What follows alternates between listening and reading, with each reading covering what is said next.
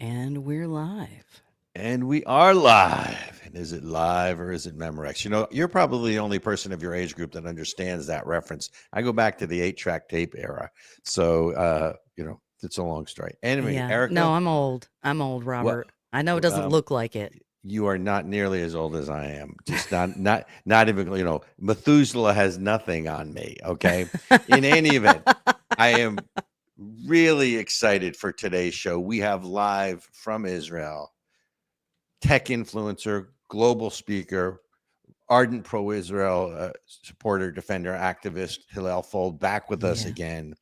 But these are serious times. The passing of Pope Francis, passing of any pontiff is a major thing. Mm. So before we get to Hillel, live from Israel, at our special time, I want to introduce to everyone Jay Shepard again, who is the former vice chair of the RNC and head of the Catholic Outreach for the Republican National Committee, to reflect on the passing of Pope Francis.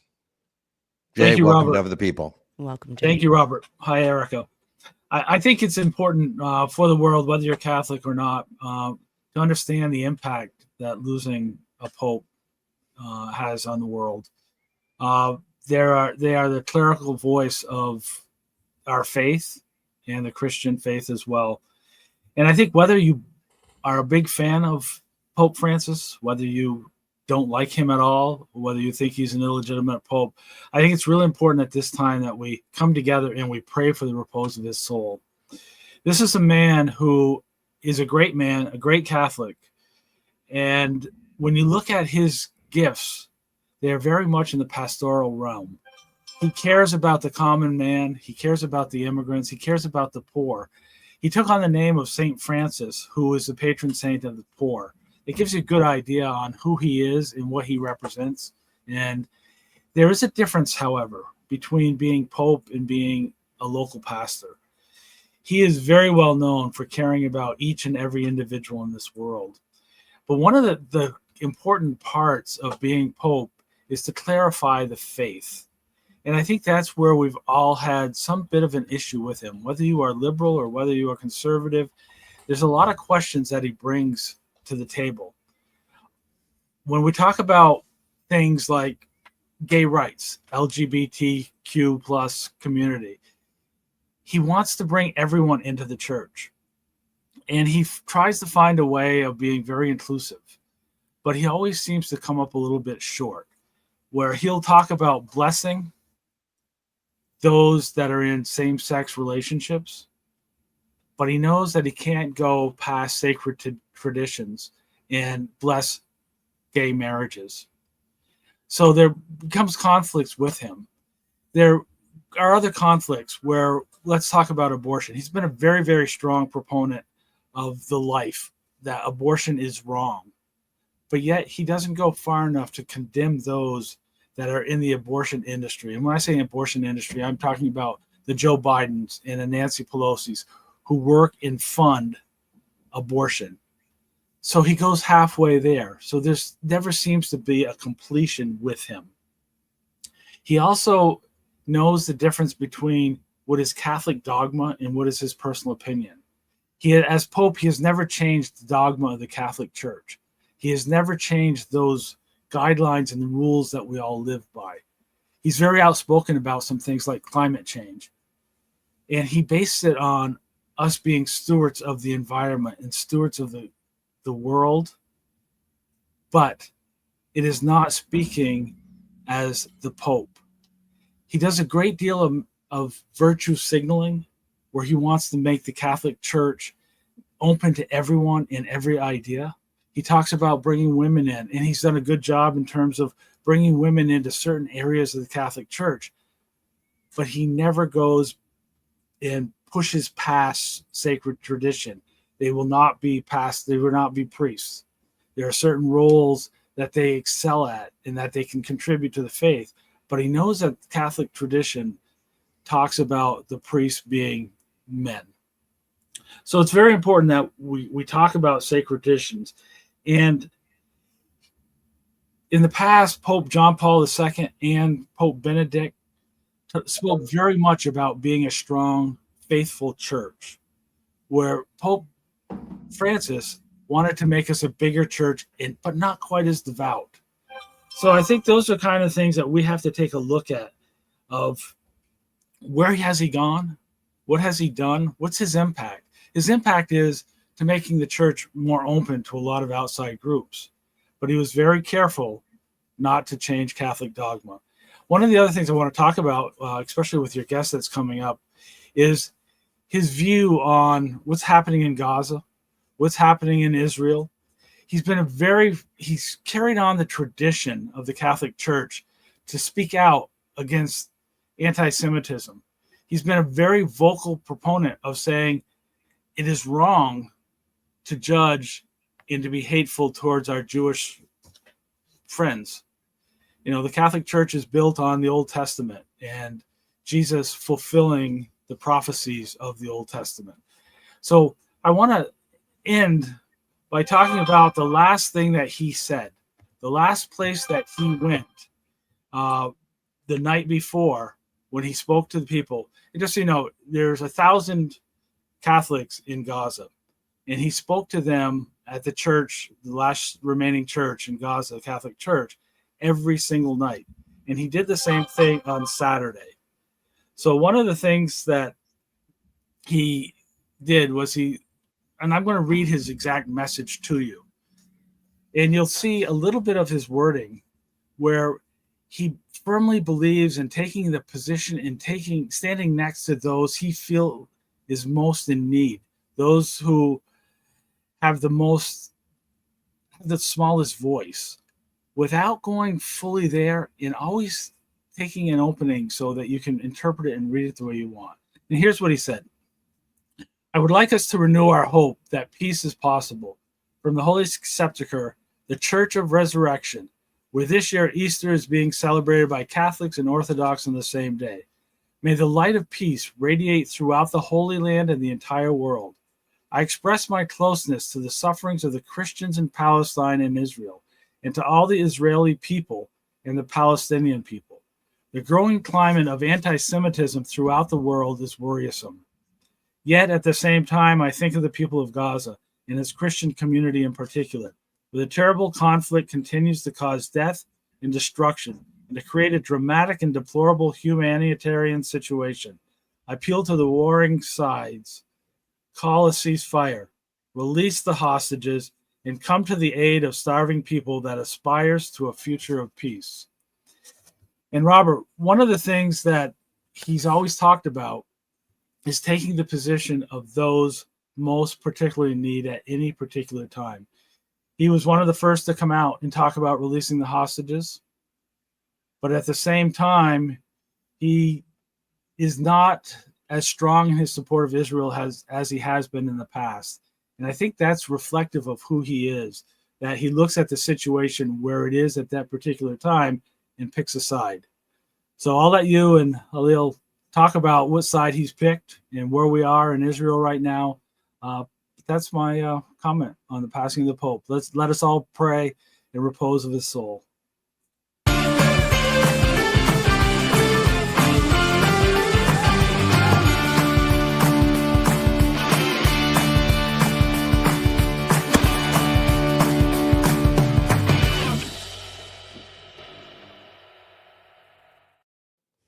Good word from Jay the Shepherd.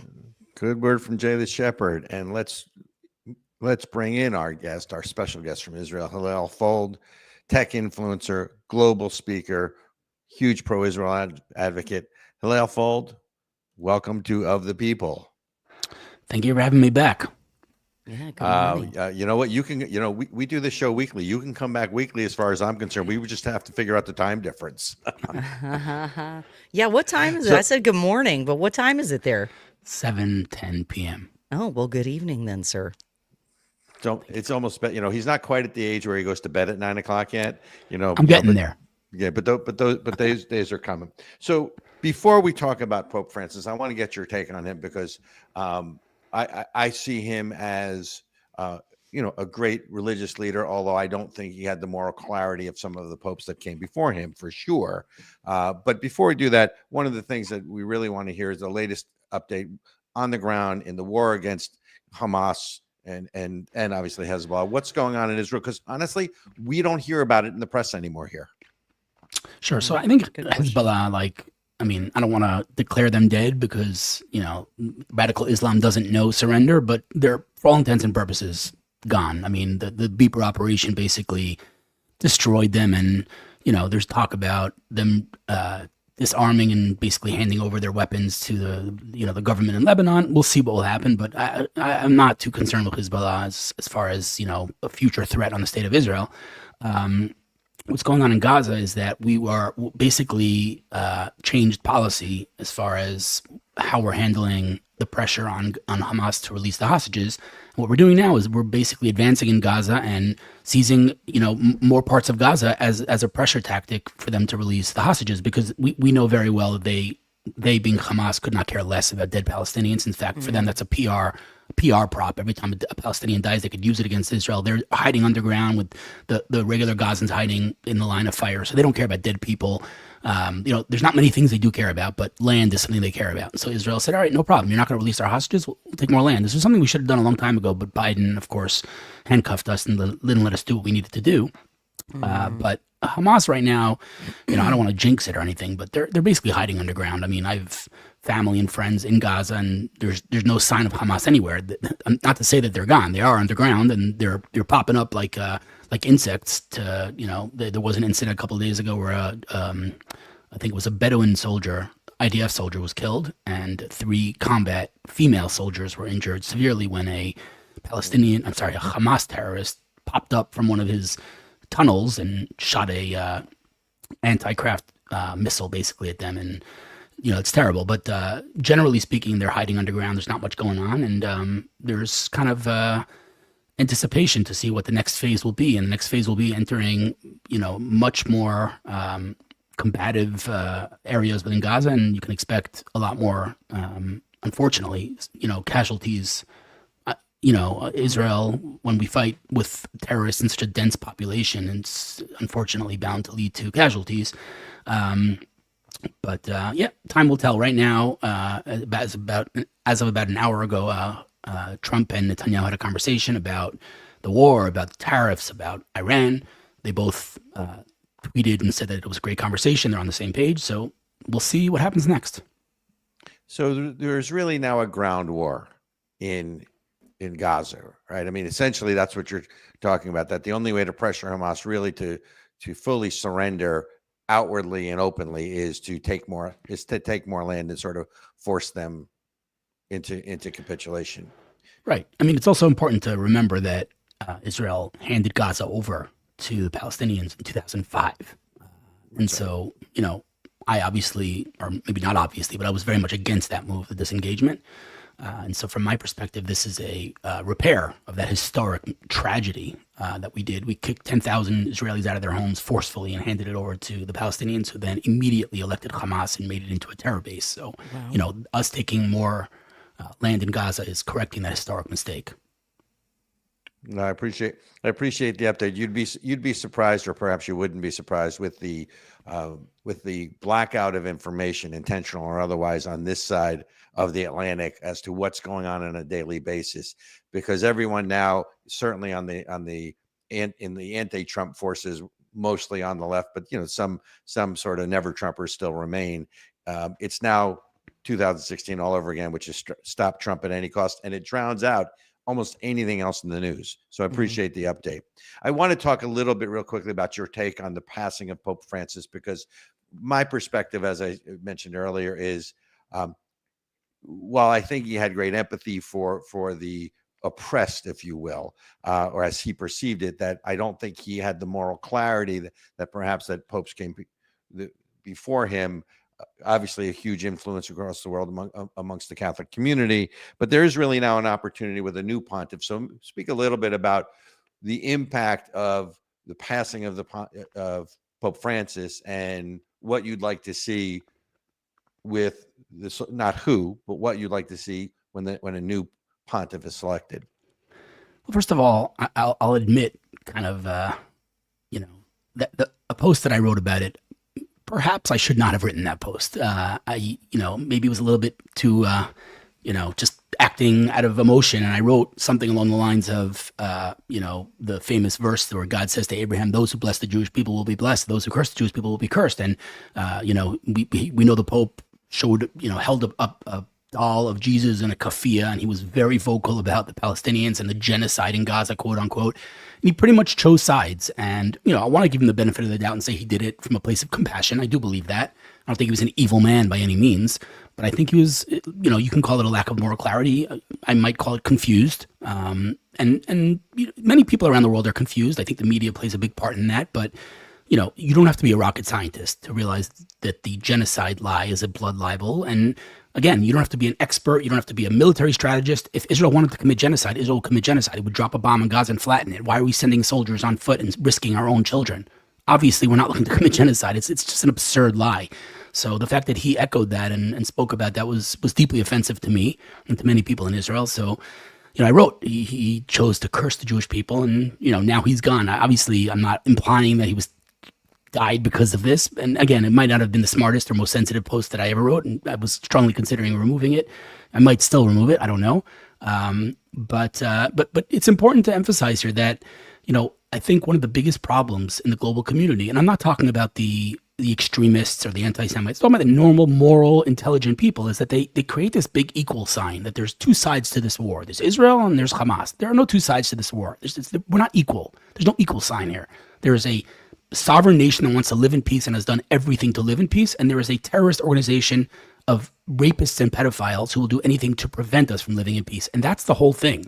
There's no two equal sides. There's good and there's evil in this world. And we know that in woke Western culture, good and evil is taboo. You can't say everything.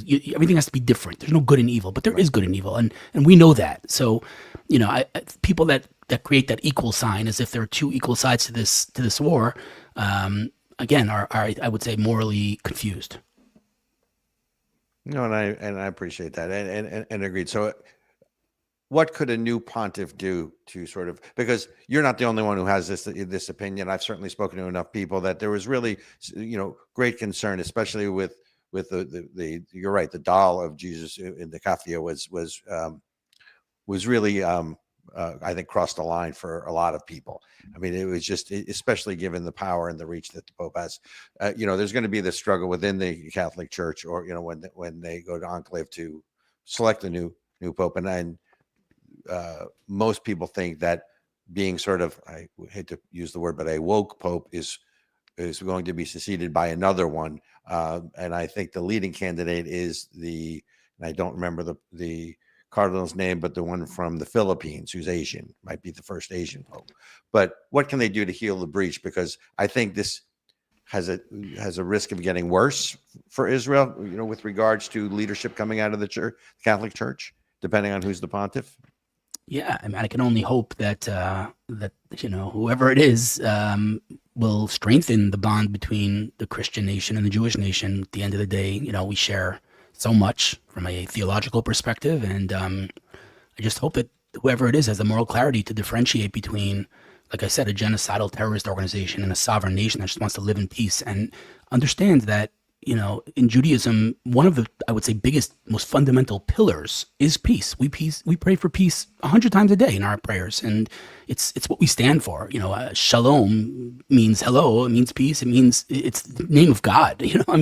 So we stand for peace, and we would do anything for peace, including and for very painful compromises that we've made, including giving them Gaza. So we've done whatever we can throughout the years. We've offered them state endless times. But we're dealing with, unfortunately, it's tragic to say, but we're dealing with a society that is so deeply indoctrinated from age 0 to just kill Jews. And I'm not, even oversimplifying. That is literally, you look at the charter of the PLO, the Palestinian Liberation Organization, that was founded in 1964 by Yasser Arafat, who, by the way, was an Egyptian. That's just a side point. And you look at their charter and look what their goal is, look what their identity is. Their entire identity from day one has been not, we want a state, it's we want no Israel. Right? They don't want a two-state. The irony of the West dictating to to Israel and to the Palestinians about a two-state solution when not a single Palestinian leader in the history of the Palestinian people, which is only not that long, a few decades basically, not one has said Israel has a right to exist. Not one. So what are you telling them a two-state solution? They don't think Israel has a right to exist. And again, the irony of saying I'm siding with the Palestinians, but I won't listen to them. They're saying what they want. They want dead Jews. They want no Israel. They don't want a state, right? So I just hope whoever the next pope is understands that there's no equal sign between Israel, a peaceful nation, the Jewish nation, and Hamas and the deeply, heavily indoctrinated society that is Gaza and Judea and Samaria. I appreciate that. Ericka, are you Yes. joining us? Yeah. There you are. Yeah, I was. thought you You left guys us, were Ericka. going. No, I was just Well, listening. if you leave Hillel and I go, and we're gonna run the show to 2 hours because No, I love there's it. Well, lots to go over. Lord Redic put it in the chat. Cardinal Louis, I'm gonna maybe butcher these names. Luis Tagle of the Philippines and a person from Ghana, Cardinal Peter Turkson, are the top contenders apparently. So one would be the first Asian pope, and the second would be the first black pope or African pope, really. Oh, interesting. Both of which would be Southern Hemisphere, moving away from, let's call it, Western European popes, Yeah. for lack of a better term. Yeah, and just to bring it back to what Hillel was just saying, the whole two-state solution.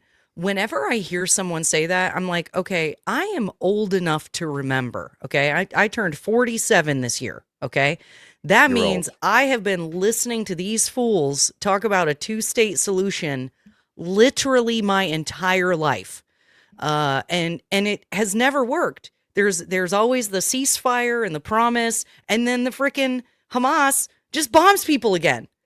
It's what, like, these people have to be ignorant of history in order to even suggest such a foolish notion. Either they're stupid or they're liars. They're not stupid. I can tell you that.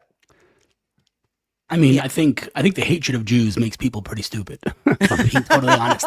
No, I mean, listen, we've spoken about this. I mean, listen. Here's the thing, right? And maybe I'm being repetitive, but I think it's an important point, and that is that you don't have to be a Middle East expert. You don't even have to be a historian. You don't have to know anything. Literally, like, delete all your knowledge about the Middle East and just look at the narrative. Okay, just look at what they're saying. Okay, they're saying the same people. Okay, the same people who are saying that there's famine in Gaza and there's no food are the same people saying that the hostages are being fed well. Those two things can't coexist, right? The same people who are saying from the river to the sea, which literally means erase Israel, are the same people saying two-state solution. Those two things cannot coexist. The same people who are saying globalize the intifada, calling for a violent uprising, are the same people calling for a ceasefire. You can't have both. And so you don't even have to disprove them because they do it themselves. They contradict themselves constantly. It's absurd. I mean, again, the genocide lies is the most fundamental one, which is, oh my God, Israel's so strong and so mighty, and they're trying to commit genocide, but somehow they're sending in foot soldiers. Somehow they're sending humanitarian aid. Somehow the people of Gaza, the population has grown since October 7th. What kind of genocide is this, right? And then there's the apartheid, right? We're an apartheid state. Like, really?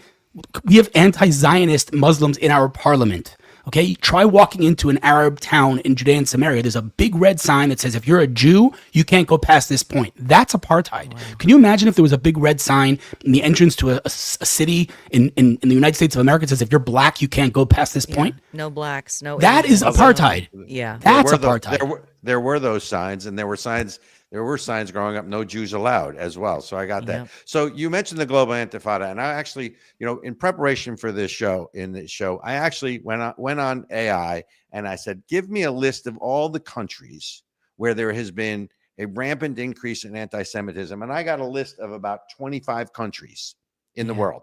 Then I said, give me a list of countries where anti-Semitism has gone down. 0. So according to artificial intelligence, there are 0 countries since 2022 where anti-Semitism has gone down, which raises the question, and maybe you can speak to this better than I can. with all the good efforts that are out there, you are an incredible voice. There's voices here. There's Stop the Hate. There's the National Task Force to Combat Anti-Semitism in this country. There's President Trump's Anti-Semitism Task Force. There's all these good organizations. There's these people speaking up, rich people, poor people, everyone. And yet anti-Semitism is now what I would call of global epidemic proportions. You reference it as a global intifada, which is probably accurate. Why is it still increasing with all these efforts that everyone is making? It's on purpose. You think? It's more than that. It's more than on purpose. Right. So let me tell you that there's a very interesting, I don't want to call it a verse because it's not a verse in the Bible, but it's in Jewish scripture that literally says it's a known thing that Esau hates Jacob, that the nations are always going to hate the Jews. The words in Hebrew are halacha biyadua. It's a known thing, which is a terminology or a phrase I've never heard said about anything else, only anti-Semitism. And that's the truth. It's built into the DNA of the universe, and it's always been and it will always be. If you want to know, the logical, rational explanation, first of all, I'm not sure that there is one, but if, as a logical person, I try to reconcile, like, how could it be that these people are otherwise moral, intelligent people, but somehow when it comes to the Jews, they believe every blood libel, and so I've pondered this question my entire life, for real. It's something I struggle with my entire life. Why do they hate us? We've done nothing but good in this world. We've been a light unto the nations in a very real, practical way, not in a abstract kumbaya way, but in a very real way. And so what is it about the world hating the Jews? What did we ever do to get right? And so I thought about this my whole life. And someone recently told me something that resonated for me. And I think we might have spoken about it last time, but it's worth repeating. He said as follows. He said, if you look throughout history, it's really the same script that keeps repeating itself. You have an empire that grows and achieves world domination. And the first thing that it does is it throws morality out the window. It puts people to fight to the death in the Colosseum for the entertainment of the emperor, just gets rid of morality. And as soon as it does that, it wants to go after the source of morality, which is the Bible. So they come after the messenger, right? You kill FedEx, you don't get your package, right? Who brought the Bible to the world? The Jews. And so they said, we don't want your morality. We don't want your thou shalt not murder and Where does the world know that it's immoral to murder? This isn't from like I'm better than anyone else. Historically speaking, in ancient times, it wasn't immoral to murder. So the Torah, the Old Testament, brought that to the world. And so when a society doesn't want morality shoved down their throat, they want to come after the messengers of morality, and they come after us. Yeah. Unfortunately, what we do, the Jewish people in every generation, we make this mistake every single time. We think that if we could just show our hosts how similar we are to them and how, assimilated we are, that they're going to love us. But the reality is exactly the opposite. The more we assimilate, the more they hate us. And it's a very interesting phenomenon. Like I said, I think it's built into the DNA of the universe, but I do think it's a morality thing.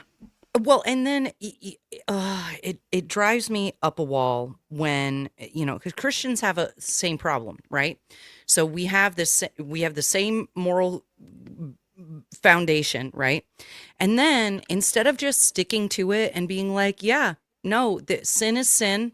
You're sinning. It doesn't mean you're not loved. It doesn't mean you're not cared for. It doesn't mean necessarily that you're not welcome, but you're sinning. Just like I sin when I'm cussing. Like, I don't have to go commit adultery to be sinning. Like, when you try to make it easy for people, but then also try to maintain the moral high ground, you can't do that. You can't have moral relativism and moral objectivism at the same time and try to stand on that fence. You can't do that. 100%. I think moral relativism, I think you nailed it. Moral relativism, if you'd ask me what is the most fundamental flaw in woke mentality, I think it's moral relativism, right? I mean, just to give one example, I mean, it's hard. It's hard for me to even say these words, but the fact that in woke culture, there's an actual word, a term for pedophiles, minor attracted individual, like they gave it a term. Yeah, like with an acronym. Have we lost our minds? Like, what are you legitimizing it for by giving it a term? It's crazy, because the answer is there's no good and evil in the world. It's all relative. It's all different. We're not good or we're not bad. It's just different. But there is good and evil in the world. And I think that fundamental problem leads to so many other problems, like lack of critical thinking. When you tell someone there's no good and evil, and they look at a group like Hamas who did what they did and live streamed it, like, people have to understand this. I don't like to make the comparison between the Nazis and anyone else, but this is, I think it's an important point, which is that, the Nazis. Listen, my grandmother's not a Holocaust survivor, and I have that gives me the right to talk about it. Okay, and I'll say the following: the Nazis, they drank themselves to sleep at night out of shame. They tried to hide what they were doing. Hamas live streamed it, right? And not only that, but there were Germans who saved Jews. There was, how much Palestinians, Gazans were offered millions of dollars for every one hostage that they returned to Israel. Not one Gazan, not one stood up and said, here, take a hostage.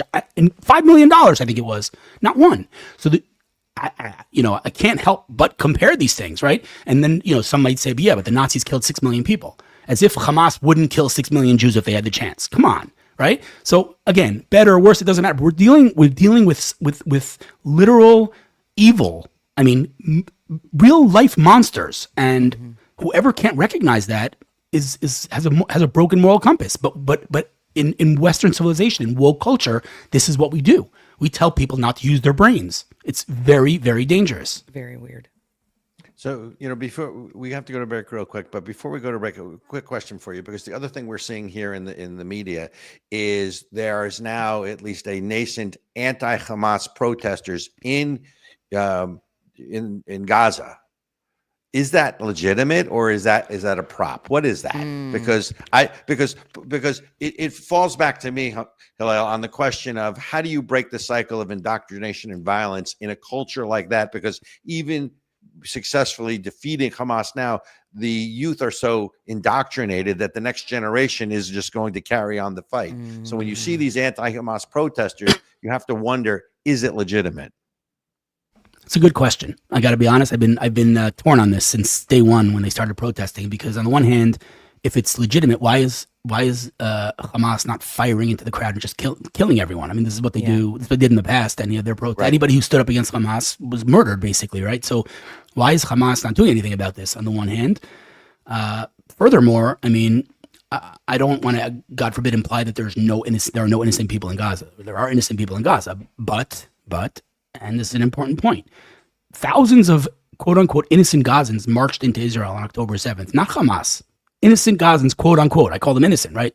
Clearly not innocent, right? And you watch the shameful parade of those hostages when they were returning them, and Hamas, the terrorists, had to protect the hostages from the lynch of the mob, the normal Gazans, right? So we're talking about, again, a society that is deeply indoctrinated. And of course, there are exceptions. I'm sure there are innocent people in Gaza, no question about it. But that discussion is not, in my opinion, a legitimate discussion of whether or not there are innocent people. There are innocent people in every war. There are millions of innocent Germans who died, and Japanese, and no one asked that question. That does not determine whether a war is legitimate or not. So yeah, there are innocent people, and they're victims of Hamas. It's very, very sad. But I have a hard time believing that tens of thousands or more Gazans are marching like that in the streets, opposing Hamas, and Hamas doesn't do anything about it.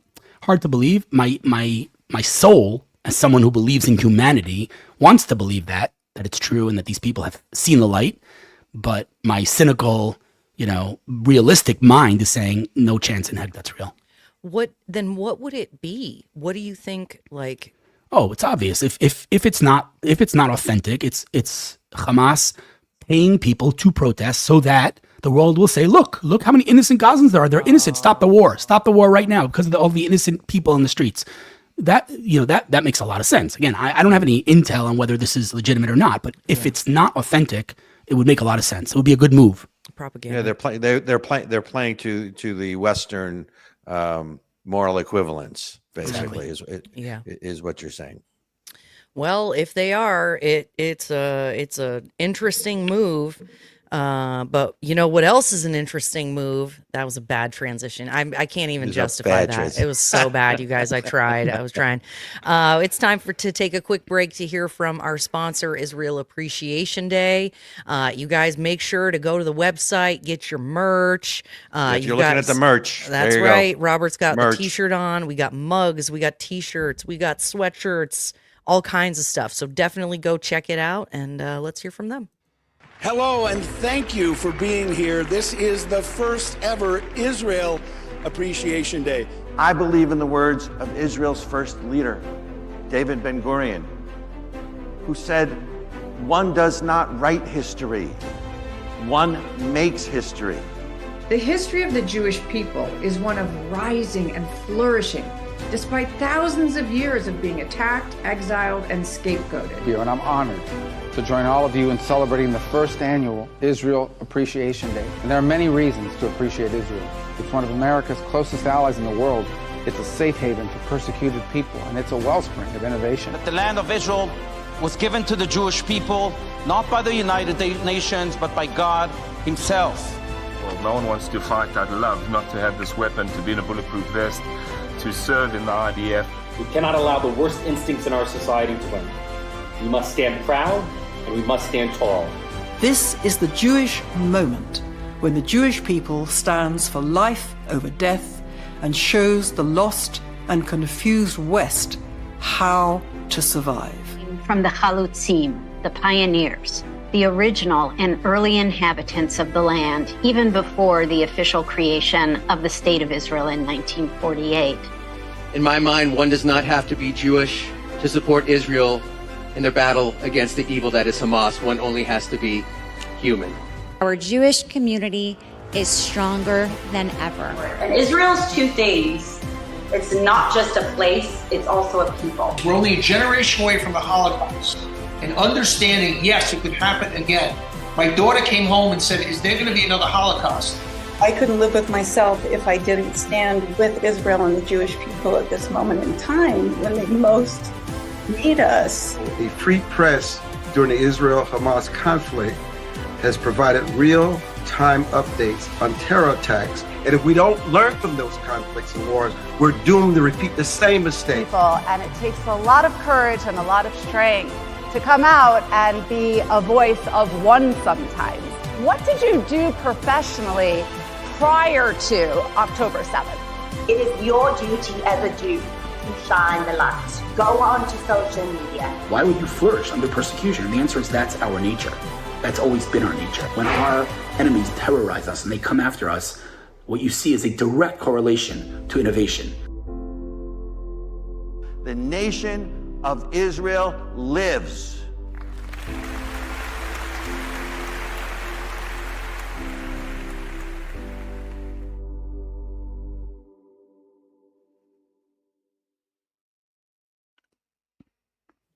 Even more important than ever, ladies and gentlemen. Who was that dashingly handsome guy at the end? Yeah, well, I'm vaguely familiar. His name escapes me, but it's coming to me. So, Hillel, thank you for staying with us. I want to take this in a slightly different direction. You used the term in the first segment, radical Islam. And my question to you, opening Pandora's box, because I know I am opening this box, is, yes. Is there really such a thing as radical Islam?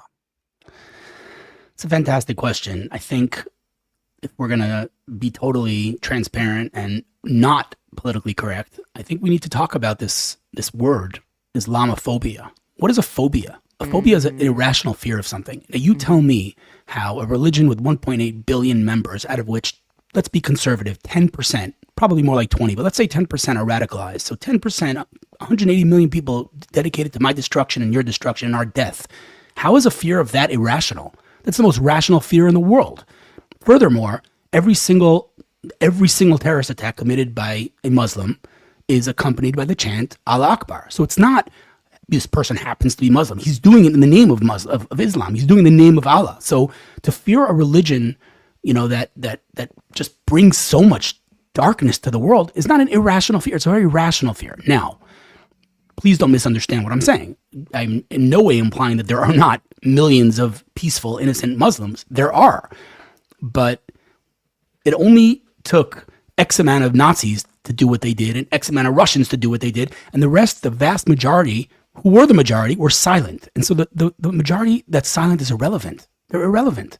So if you're, a peaceful Muslim, and, let's not even go so far. Let's just talk about Gaza, right? If you do not support Hamas and you do not support terror, then get up, stand up, speak up, bring hostages back, be a part of the solution. But no one's speaking up. And so I don't know if I can say they're as guilty as Hamas, but they're an accomplice because you're remaining silent. And I got to tell you, if someone was doing something in the name of my religion, I would speak up. And then there's the claim, but they're in danger. Hamas will kill them.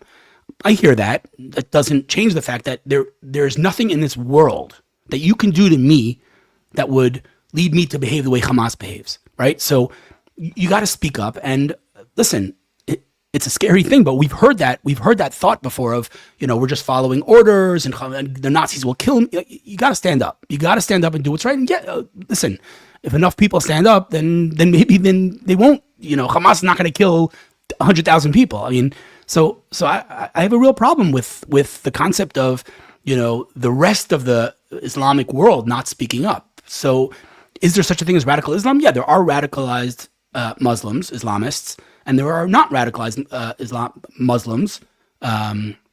Unfortunately, there aren't that many speaking up. I mean, I don't know. Do you see, thousands or tens of thousands, hundreds of thousands, or millions of Muslims speaking up in your social media feeds? Do you see Muslims standing up to Hamas and Hezbollah and Boko Haram and ISIS and the rest of them? I don't see them. Where are they? And so if they're so innocent and they're so not radicalized, speak the heck up.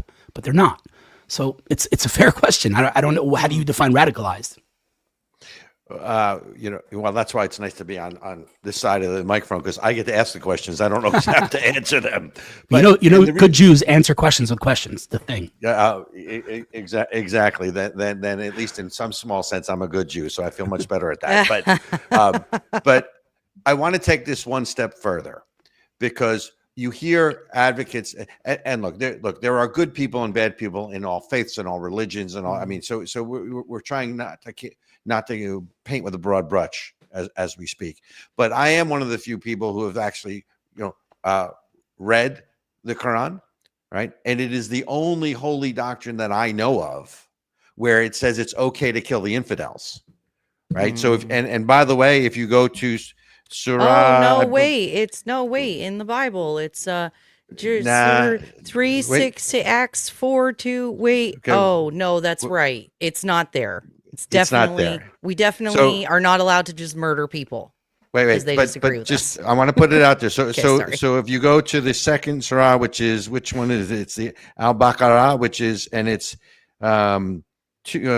verse 191. It says the following: and kill them wherever you find them, and expel them from where they have expelled you. Oppression, here's the interesting thing, is more serious than murder. But do not fight them at the sacred mosque unless they fight you there. If they fight you there, then kill them. Such is the retribution of the disbelievers. Now, I am sure I don't really know the New Testament, but I certainly don't know the Old Testament as well as you do. But it raises the question for me, because the truth is, because I look at the end game, Hillel, which is how and where does all of this end? And to me, we will continue to fight the fight, but with everything that we're doing, because we both know, all three of us know, this isn't just about anti-Semitism. They're coming after Jews and Christians, right? We all know that, and anyone who doesn't understand that, I think, is sleeping, and I'm being nice about it. There was a terrorist attack today in Nigeria against an Easter parade where Islamists rammed his car into Christians and just killed people.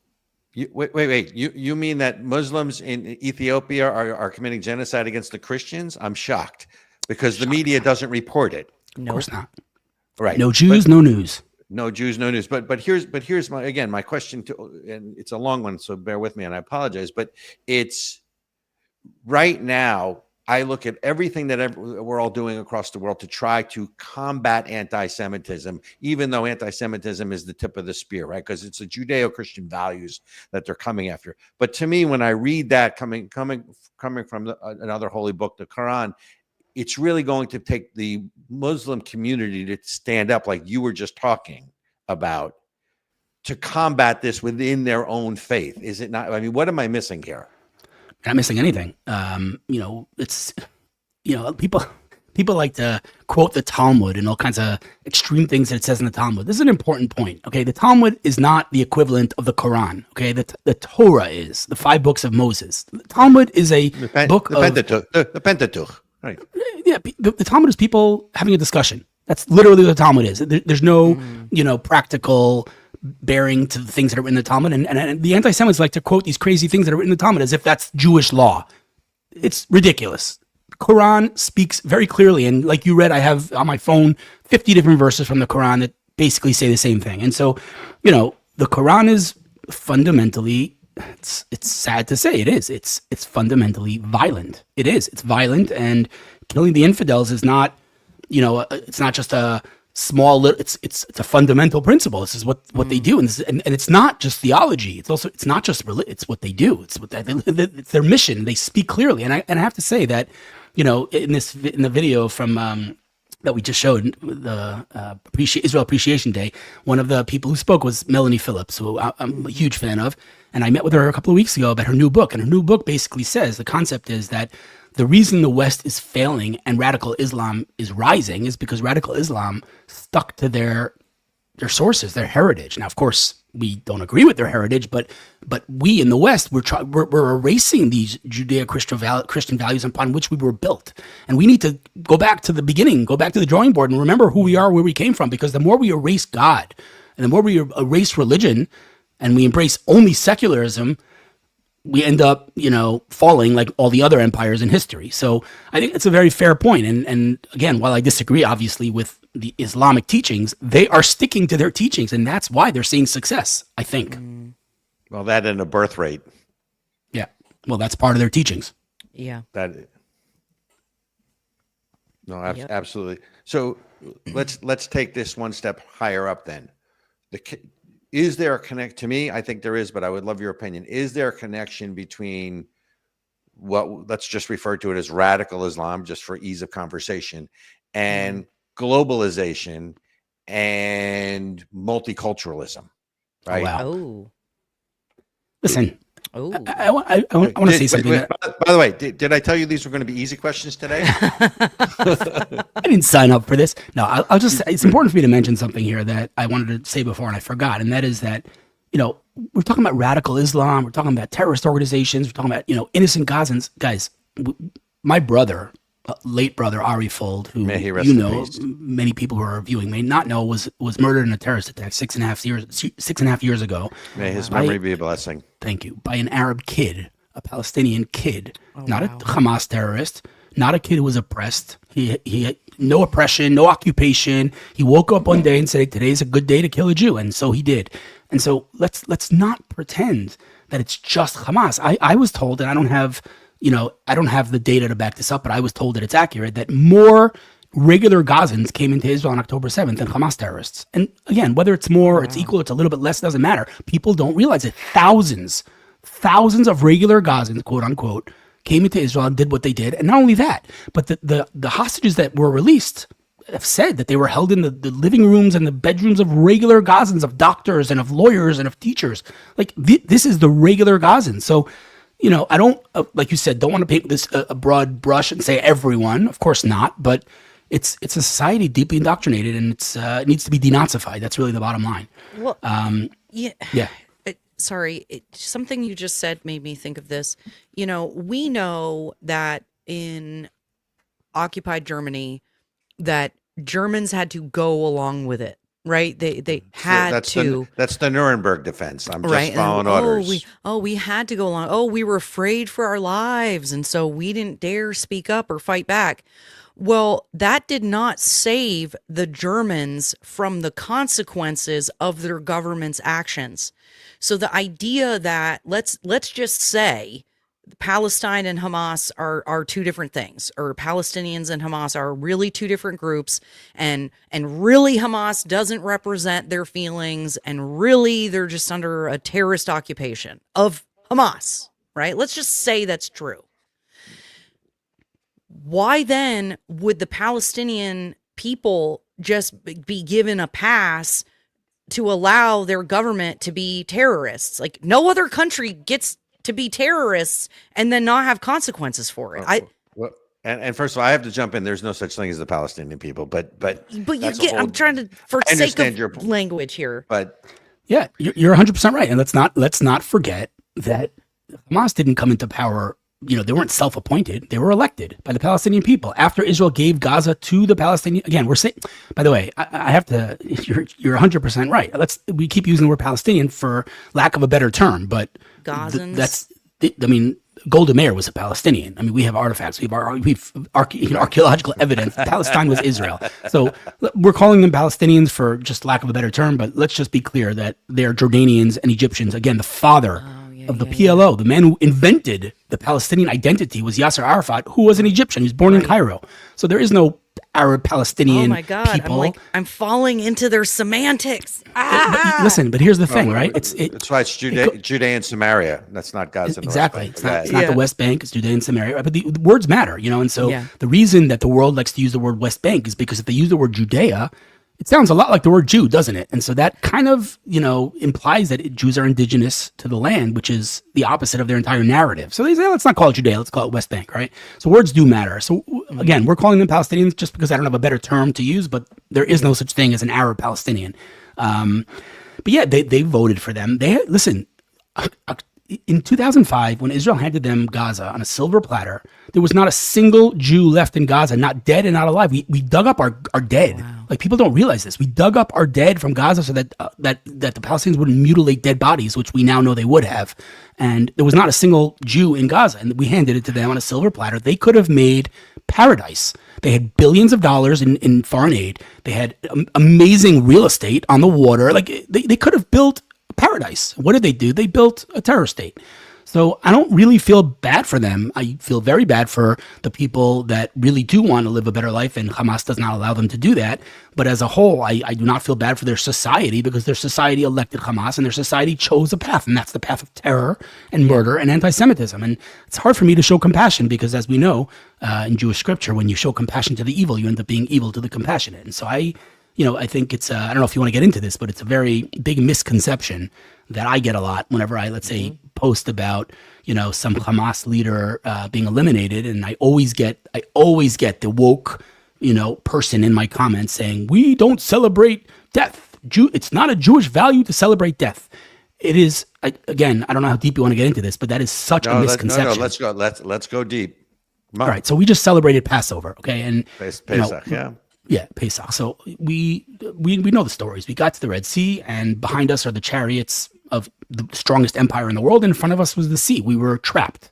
And we yelled to God and we yelled at Moses. We said, what'd you take us out of Egypt for, right? And long story short, the sea splits. We go through. The Egyptians drown. What did the Jewish people, well, they weren't Jewish people yet, they were Israelites. What did the Israelites do when the Egyptians were drowning? We sang. We sang a song called Az Yashir, which we sing till today in all of our prayers every morning, and we celebrated. And there is a scripture that says that the angels started to dance and sing with the Israelites, and God turned to the angels and said, why are you dancing and singing? My creations, aka the Egyptians, are drowning and you're singing? But he said that to the angels. Why? Because the Egyptians didn't do anything to the angels. They didn't persecute and enslave the angels. So God's saying, don't sing. But he never told the people of Israel not to sing. When evil is eliminated, of course we're supposed to sing. And it's such a common misconception. People say, oh, what about that scripture where God said, don't sing? People forget that he didn't say that to the people of Israel. He said that to the angels. The people of Israel, of course we're supposed to sing. There's an actual verse in the prophets that says, let me just think of the verse, hold on. When evil people are lost or eliminated, we feel joy, of course. And so that's a big misconception. Passover is all about celebrating the fall of the Egyptian empire, right? And we know that the 10 plagues, we celebrate them. What were the 10 plagues? We're talking about death and destruction, but we celebrate them. Death of the firstborn. Look, I think you put your finger on it, which is, you celebrate the death of evil, but since evil as a concept has been removed from sort of Western ethics, lack of a better term, therefore all death is a moral equivalent, right? Because if you go back, I always talk to people that it really doesn't say thou shalt not kill, right? If you go back originally, it says thou shalt not murder, right? I mean, it's a different thing. But no, I understand. Last question. We're running out of time, and I know it's late where you are.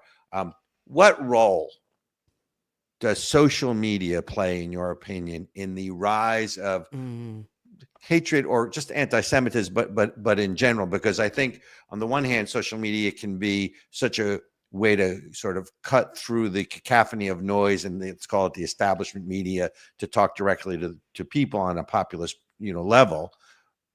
but isn't there also a role that it contributes to the rise of sort of this echo chamber of hatred? Because my concern is that anti-Semitism, anti-Western values is now become normalized and mainstreamed. And I think maybe social media is a reason for it, part of it.